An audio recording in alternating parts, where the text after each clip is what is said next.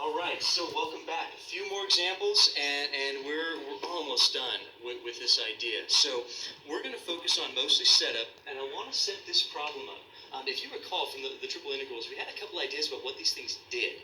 What they can do is give us some measurement of a volume idea under a 4D surface, which is kind of weird. Or if we have a mass density function for a region, what it will do, what these triple integrals will do, they'll find the mass of that region. And that's generally how we think about it. So the key here is setup, setup, setup. And I want to talk about this one. This is a very interesting problem. What we're going to do is we're going to set this up two different ways. Now we're going to look at the only two ways it really makes sense to do. If you remember, and I hope that I need you to remember, what's the first thing you do for a setup of a triple integral? What do you do first? Say it again. R3 simple. R3 simple. So we choose either X simple or Y simple or Z simple. What's the one we typically try to stay with? We try to, and that's an option for us here. Y simple is also an option for us here. X simple, not so much, and I'll explain why. Y simple and Z simple will be okay, because I have a Y equals 0 and a Z equals 0. So Y simple, Z simple, that would be nice, because I have a 0 at the bottom, like that. X simple, I'd have to go between two functions of different variables. That would be a little bit awkward. So right now I'd put X simple off the table. I'd be focusing on Y simple or Z simple. And now that you understand what I'm talking about.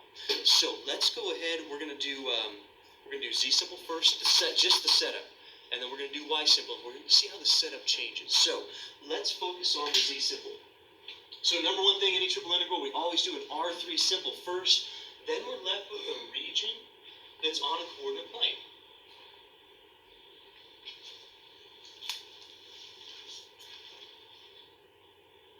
So R3 simple, let's just try the Z simple for now.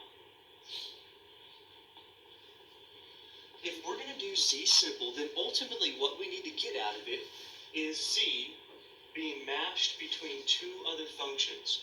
That's what we would need to get. So let's look at our functions. I've got, well, that doesn't have a Z in it. That's got a Z in it. That doesn't, that doesn't, that does. These are going to give us our two functions of Z. And now that you understand what I'm talking about, what's the smaller one, do you think? 0. Generally, that's kind of a safe bet that 0 is going to be your bottom bound for between two functions in R3 simple. We typically try to keep in the first octant. That's generally what happens, or at least above the XY plane.